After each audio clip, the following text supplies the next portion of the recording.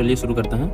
तो हम लोग देखेंगे कि क्या क्या डॉक्यूमेंट्स चाहिए हमारे नीट काउंसलिंग का के टाइम पे, एडमिशन के टाइम पे कौन कौन से डॉक्यूमेंट्स चाहिए होता है, मतलब आप लोग को कौन कौन से डॉक्यूमेंट्स प्रिपेयर करके रखना है और एडमिशन के टाइम पे एकदम मस्ट है कि लेके जाना है इनको।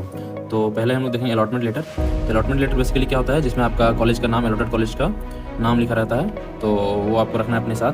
फिर आता है admit card. Admit card issued by NTA, जो कि आप एग्जामिनेशन के दौरान भी आप लेके जाते हैं इसको, तो ये भी आपके पास होना चाहिए ओरिजिनल, और इसका कॉपी ओरिजिनल भी रखना है। एडमिट कार्ड अगर आप, हाँ एडमिट कार्ड तो ओरिजिनल आपके पास होगा ही, तो इसका ओरिजिनल रखें आप लोग। और अलॉटमेंट लेटर तो प्रिंट करवाया हुआ रहेगा आपके पास।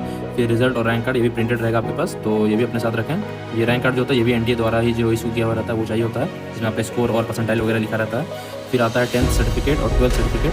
तो 10th और 12th सर्टिफिकेट में क्या होता है ना कि 2 सर्टिफिकेट मिलता है। बहुत सारे बोर्ड्स हमें 2 सर्टिफिकेट देती हैं, जिसमें कि एक होता है पासिंग सर्टिफिकेट, एक होता है पासिंग सर्टिफिकेट और एक होता है पासिंग सर्टिफिकेट और दूसरा होता है मार्कशीट। तो बहुत सारे बोर्ड्स में ये अलग अलग होता है, जैसे कि आईसीएसई बोर्ड में 10th सर्टिफिकेट और मार्कशीट दोनों अलग अलग होता है, बट सीबीएसई वगैरह में ऐसा नहीं होता है, उसमें दोनों एक ही होता है। तो ये कॉम्बाइंड भी होता है बहुत जगह, तो उससे घबराना नहीं है, अगर कॉम्बाइंड है तो वही आपका एक्सेप्टेड होगा। तो 10th और 12th का पासिंग सर्टिफिकेट हो गया। फिर आता है माइग्रेशन सर्टिफिकेट। तो माइग्रेशन सर्टिफिकेट ये भी आपका जब आप 12th पास आउट होते हैं तो आपको ये प्रोवाइड किया जाता है। तो माइग्रेशन सर्टिफिकेट हो गया, कैरेक्टर सर्टिफिकेट हो गया, ये भी 12th after passing out of 12th ये भी कैरेक्टर सर्टिफिकेट भी आपको मिलता है। फिर एसएलसी, इसको कि स्कूल लिविंग सर्टिफिकेट कहते हैं, या फिर उसी को टीसी कहते हैं, ट्रांसफर सर्टिफिकेट। जब आप 12th पास आउट होते हैं तो ये सारे डॉक्यूमेंट्स आपको साथ में मिलता है, मतलब ये जो दोनों कॉलम आपको दिख रहा है ये दोनों आपको साथ में मिलता है, और आपके पास ये सब साथ में स्टोर होगा। और अगर ये सारा डॉक्यूमेंट्स आपके पास नहीं है तो आपको मतलब कि अगर नहीं मिला है स्कूल की तरफ से तो आपको घबराने की जरूरत नहीं है। वो थोड़ा बहुत इशू होता है एडमिशन के टाइम पे, बट वो बहुत मेजर फैक्टर नहीं होता है, तो उतना टेंशन आपको नहीं लेना है। लेकिन अगर आपके स्कूल से प्रोवाइड किया जाता है तो ये मैंडेटरी है और होना ही चाहिए।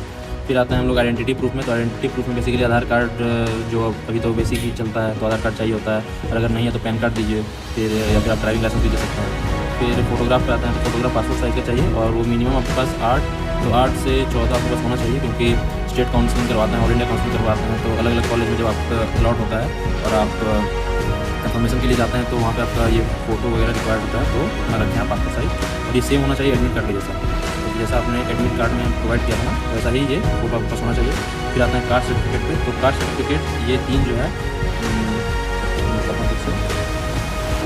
कास्ट सर्टिफिकेट, रेसिडेंशियल और इनकम सर्टिफिकेट, ये तीनों आपका जो है वो एसडीओ लेवल का मिनिमम होना चाहिए। ओबीसी हो, ईडब्ल्यूएस हो, एससी एसटी हो, जो भी हो, वो मिनिमम एसडीओ लेवल का वो होना चाहिए आपके पास, या फिर डीएम का है तो ये और भी अच्छा है। तो आप लोग ये ध्यान रखें कि ये तीनों सर्टिफिकेट जब भी बनवाएं तो कोशिश करें कि आपके पास मिनिमम एसडीओ लेवल का साइन होना चाहिए उस पर, ताकि ये सब जगह पे वैलिड हो।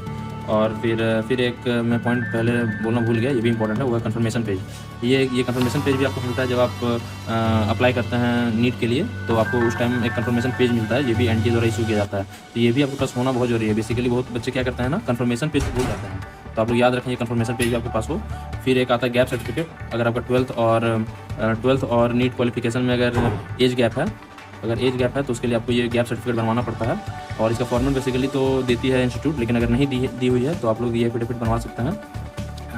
मैं प्रोवाइड कर दूंगा ऐसा क्या होता है फॉर्मेट। बाकी मेन जो था इतना ही डॉक्यूमेंट लगता है, तो आप लोग इसका ध्यान रखें।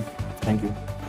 और एक चीज़ आपको ध्यान रखना है कि ये जितने भी डॉक्यूमेंट्स थे इनके मिनिमम आपके पास 4 से 5 कॉपी होना चाहिए। मिनिमम 4 से 5 कॉपी आपके पास मिनिमम होनी ही चाहिए, क्योंकि इन केस अगर ये खो जाए या फिर आप अलग अलग काउंसलिंग में जाएंगे तो वहाँ पे आपको सबमिट करना होगा।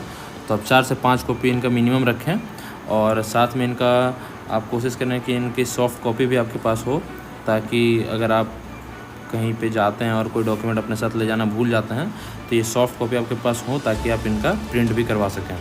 तो ये सारा बेसिक चीज़ें हैं जो बहुत बच्चों के साथ वो भूल जाते हैं या फिर उनको ध्यान नहीं रहता, तो ये याद रखें इतना। चलिए ठीक है फिर, थैंक यू।